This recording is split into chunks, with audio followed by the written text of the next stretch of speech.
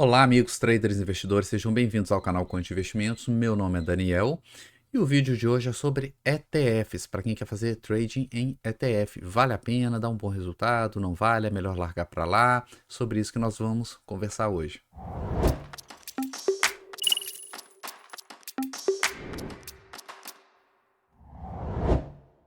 O vídeo de hoje ele veio atender vários pedidos de pessoas que estavam interessadas em fazer trading com ETFs e pediram que eu falasse a respeito disso, né? Então eu decidi fazer esse vídeo trazendo inclusive um backtest para vocês verem o desempenho ali com os ETFs de uma estratégia, tá? Primeiramente, muita gente não sabe o que é um ETF, né? O que é um ETF? Um ETF nada mais é do que um fundo de investimentos, porém as cotas desse fundo são negociadas no mercado de bolsa, como se fosse uma ação, tá? Então as suas cotas são negociadas como ações, então segue as mesmas regras ali das ações. Por exemplo, liquidação em D mais 2. Então é uma maneira muito mais fácil, mais simples de se negociar as cotas desse fundo. Então é um fundo simplificado, tá? A maioria dos ETFs também, eles não têm gestão ativa, eles funcionam com gestão passiva, ou seja, existem uma série de regras e as ações, né, ou os componentes ali os ativos daquele fundo, né, eles são negociados de acordo com regras pré-estabelecidas que normalmente não mudam, tá? São regras fixas que vão determinar ali como que vai ser feita a gestão passiva daquele ETF, tá? O que eu fiz então? Eu fiz uma lista dos 10 ETFs mais negociados na nossa bolsa e escolhi uma estratégia para a gente fazer o backtest desses ETFs, tá? Para mostrar para vocês o resultado. Logo de cara, tem dois pontos aqui importantes para a gente observar quando a gente decide operar ETF, tá? São duas dificuldades aí para quem quer fazer trade com isso. A primeira dificuldade é que hoje, felizmente, nós temos, apesar, né, do número grande de ETFs que nós temos na nossa bolsa, né, na B3, apesar disso, infelizmente, a maioria deles são muito recentes, tá? Nós tivemos muitos ETFs que foram lançados em 2023, tá? 2022, 23, 24, esses últimos anos. Então, esses ETFs eles não têm um histórico para se fazer um backtest, para se fazer uma análise mais detalhada, tá? Então, isso atrapalha bastante. Isso deixa, infelizmente, a grande maioria dos ETFs de fora, porque a maioria é muito recente, tá? Esse é um problema. Um outro problema que a gente encontra também é a baixa liquidez. Apesar de ter um número grande de ETFs hoje, né, um número significativo, hoje, se eu não me engano, tem em torno de cento e poucos ETFs negociados na nossa bolsa, a grande maioria não tem liquidez. Então, mesmo se você for operar um valor pequeno, pode ter um problema ali com o spread e acabar pagando caro ali para entrar ou sair daquele ETF, tá? Então, assim, tem que tomar cuidado com esses dois pontos. Se tem um histórico suficiente para fazer um backtest, a gente vai ver que isso é o principal problema, tá? Na hora de escolher um ETF. E o segundo, essa questão da liquidez. Bom, vou compartilhar aqui minha tela. Eu tenho várias estratégias, já mostrei dezenas de estratégias aqui no canal. Acho que eu, inclusive, já passei de uma centena aqui. E eu decidi escolher uma bem popular, né? Muita gente gosta, muita gente opera, que é o Super Trend, tá? O Super Trend tem vídeo dele aqui no canal, acho que tem vários vídeos sobre ele aqui no canal, tá? É uma estratégia bem simples ali, onde você entra no rompimento da máxima, tá? E você sai no Stop ATR. É, o que que eu fiz aqui? Eu vou executar aqui a estratégia nos 10 ETFs de maior liquidez da bolsa, tá? Então, essa aqui é a listinha dos 10 ETFs de maior liquidez. Eu peguei essa lista lá no site investing.com e o que que eu fiz? Eu eliminei ETFs de renda fixa, tá? Tirei ETFs de renda fixa. Eu tirei também ETFs que eram muito similares. Às vezes, nós temos vários ETFs que operam a mesma coisa, que seguem o mesmo índice, tá? Às vezes a diferença é só a taxa ali cobrada, né? A taxa de administração. Então, esses ETFs duplicados, né? Vamos dizer assim, eu eliminei também, tá? Então, eu tentei buscar ETFs mais diferentes, ordenados ali pela liquidez, aqueles mais líquidos. Então, selecionei os mais líquidos usando esses filtros, tá? E nós tivemos aqui essa lista. Aqui a lista está em ordem alfabética, tá? Então, eu fiz o backtest. Podem ver aqui em total de trades que alguns ETFs tiveram poucas operações, tá? Porque são muito recentes e o Super Trend também é uma estratégia mais longa, né? Que a operação ela fica mais longa, então ela já dá poucas operações mesmo. Então, aqueles ETFs mais recentes, eles tiveram poucas operações. Bom, eu não vou entrar em detalhes aqui sobre como funciona o Super Trend, tá? Mas basicamente é isso. Você entra ali no fechamento acima de X máximas atrás, você escolhe o número de máximas e a saída é saída pelo Stop ATR, que é um stop bem popular, bem famoso, tá? Bem utilizado aí pelos traders. Tem vídeo sobre Stop ATR, tem vídeo sobre Super Trend, tudo aqui no canal. Só ir no campo de busca ali e pesquisar, tem muito vídeo sobre isso, tá? Bom, então vamos ver os resultados aqui. Vamos olhar aqui por ordem alfabética mesmo, tá? Então aqui, ó, o BOVA11, tá? Vou abrir aqui o backtest detalhado dele, tá? O BOVA11, o histórico dele começou lá em 2014, quando esse ETF foi lançado, né? Então a gente tem aí 10 anos de histórico. Eu acredito que seja o mais antigo, né? É um dos mais antigos, tá? Ele, o Small 11 e o IVVB11, tá? Bom, tivemos aí um total de quantas operações? 36 operações, né? E tivemos essa curva de capital. Lembrando que aqui é um backtest de um ativo isolado, tá? Não é um backtest de carteira como normalmente eu faço aqui no canal, tá? Então aqui é só de um ativo isolado. Então, não quer dizer que a gente não pode comparar isso aqui com o buy and hold naquele ativo, não, tá? Por quê? Porque o capital ele ficou ocioso durante muito tempo, né? Para a gente comparar com o buy and hold ele usa o capital 100% do tempo, porque você compra e o dinheiro fica lá, né? Para comparar com o buy and hold, você precisa montar alguma estratégia de portfólio para que o capital também fique 100% do tempo alocado. Aqui a gente só aloca quando dá entrada. Pode ficar meses aqui sem dar entrada e o capital pode ser usado para outras coisas, tá? Mas aplicando o Supertrend no BOVA11, né, que é um índice, que é um ETF que acompanha o índice Bovespa, tá?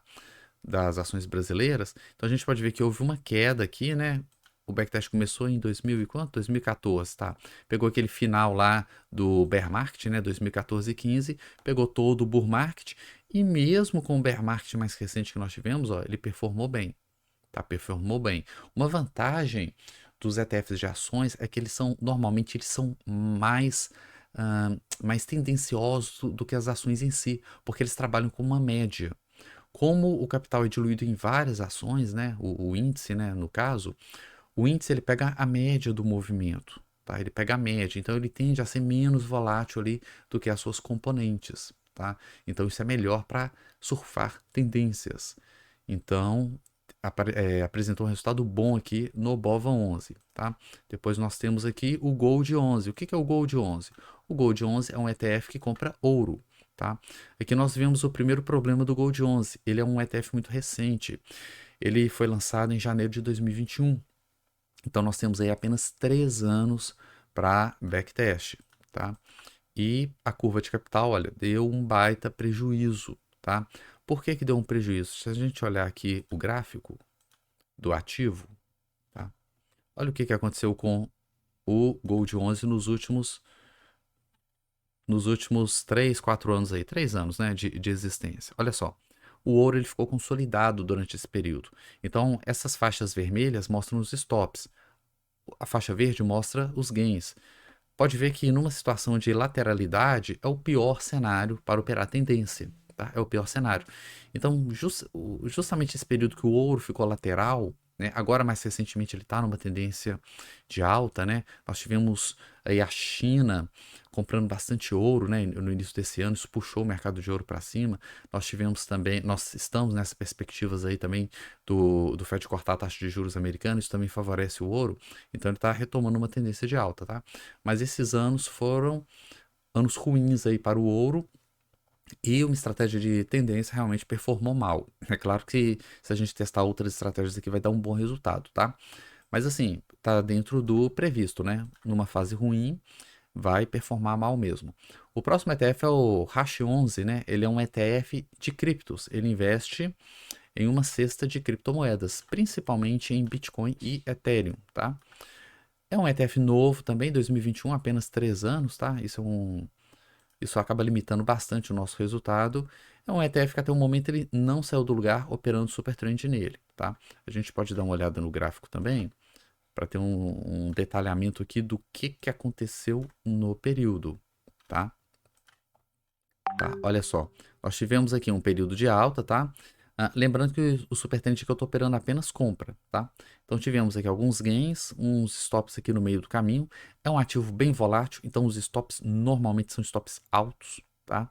O stop ATR ele acompanha a volatilidade do ativo, então acaba sofrendo bastante aí com com esses ativos que são mais voláteis, tá?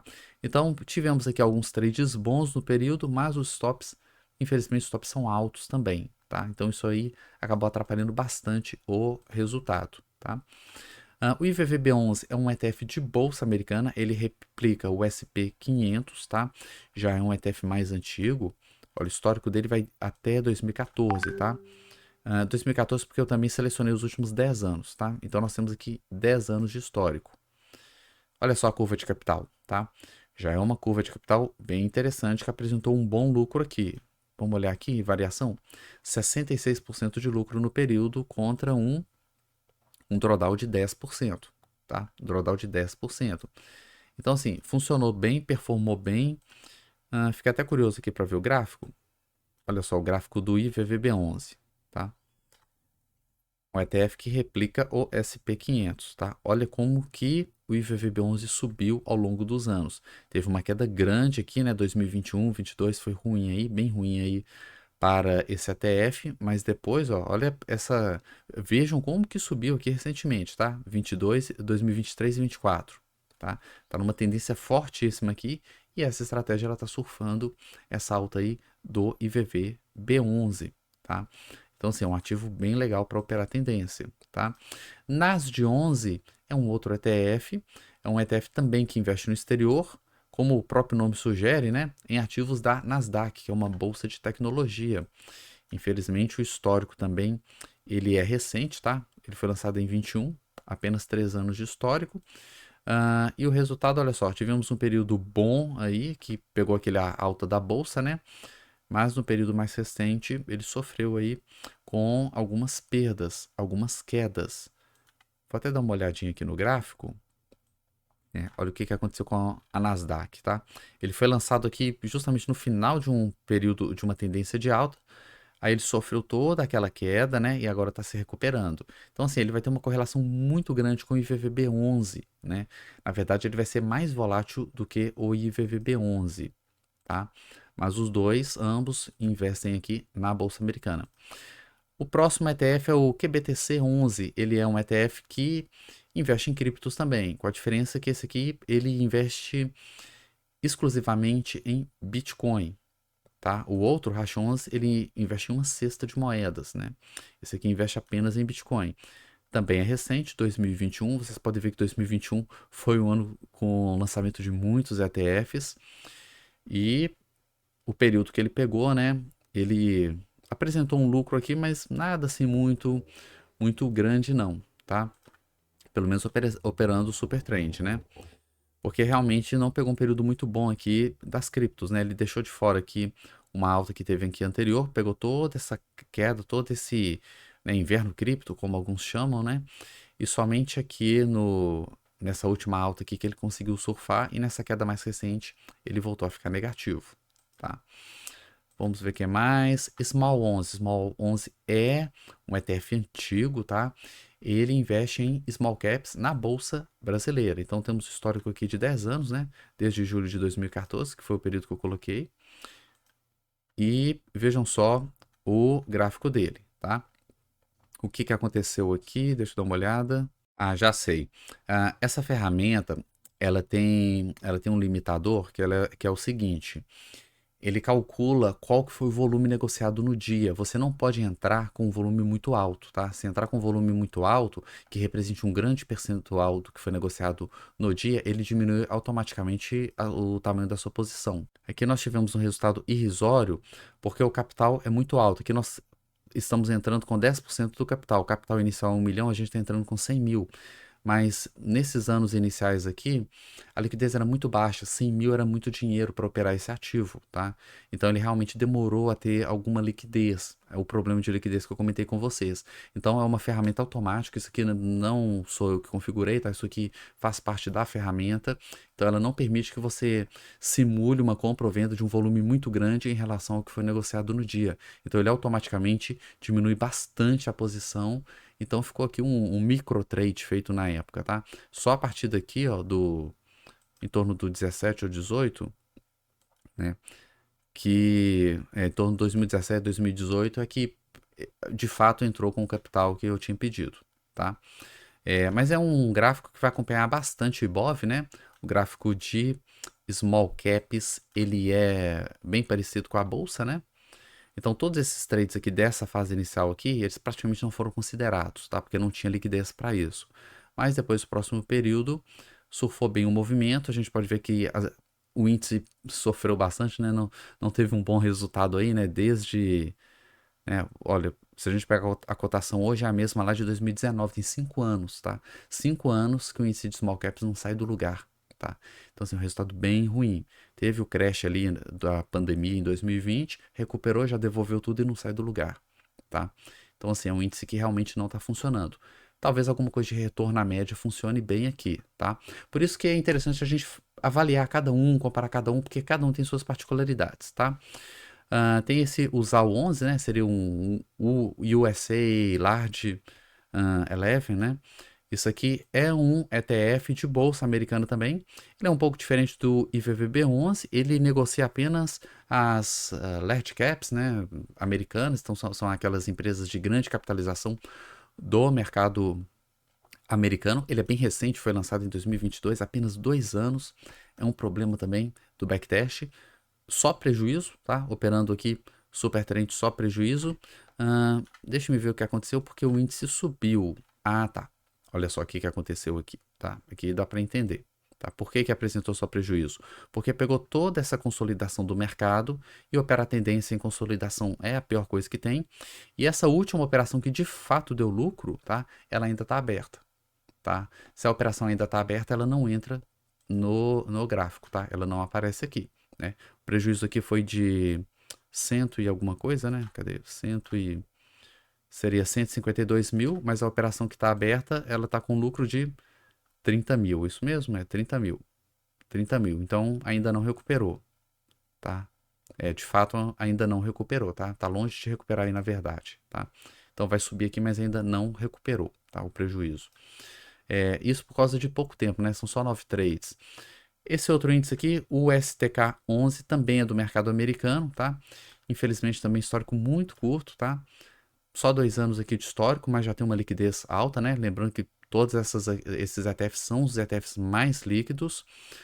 Então, foram poucas operações e, né, olha só, tivemos ali algumas negociações no início e no final ficou praticamente uma linha horizontal. Eu imagino que a liquidez deve ter acabado aqui também, tá? Deixa eu confirmar aqui. A liquidez está bem baixa desse ativo. Bem baixa, sim. Comparando com todo o universo de ETFs, ainda está alta. Ele está entre os 10 mais líquidos, mas caiu aqui para os critérios aqui do nosso backtest. E por último, o China 11, né? Um ETF, se eu não me engano, foi a XP que lançou, né? China 11, um ETF, foi lançado em 2021, 3 anos de histórico, tá? Vamos dar uma olhada no gráfico.